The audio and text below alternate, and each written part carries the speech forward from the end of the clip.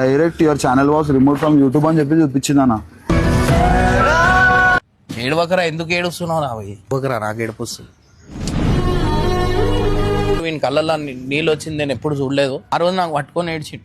అది కూడా కేవలం మీ గురించే అన్న, వాళ్ళ హ్యాపీనెస్ గురించైనా అది చేసేస్తా అన్న అంటే పిచ్చోనైనా వారా, ఇది ఆట బొమ్మలు అనుకుంటున్నావా? దీనికి బాధ పెట్టగాని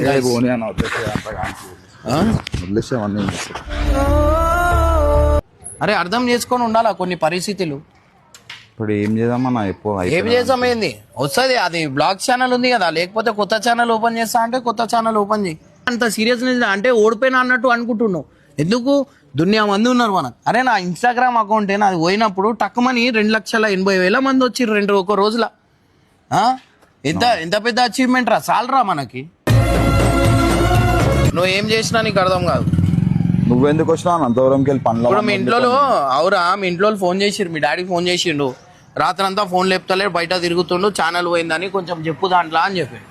అంకుల్ ఏం చెప్పుడు? అంకుల్ వాడు వస్తే నేను అన్ని ఉన్నాయి నా ఛానల్, ఏమో నా ఛానల్ కావాలంటే ఛానల్ తీసుకో.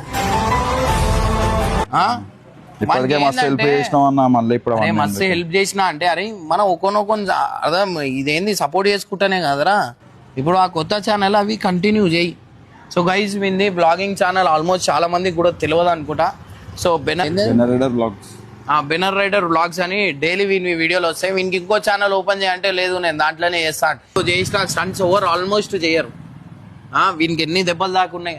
ఈడ చూసినా ఇది రాడు, ఎంకల రాడు, కాలికి రాడు, ఇంటికి ఒకటే కొడుకు. వీనికి అన్ని యాక్సిడెంట్లు, పెద్ద పెద్ద యాక్సిడెంట్లు అయినా అన్నింటిలోంచి బయట పడి ఇవాళ ఒక మంచి బెనర్ రైడర్ 46 అంటే ఒక ఇండియాలో మంచి పేరుంది. సో అందరు సపోర్ట్ చేయండి. వీని కొత్త ఛానల్ నేను ఇక్కడ పెడుతున్నా,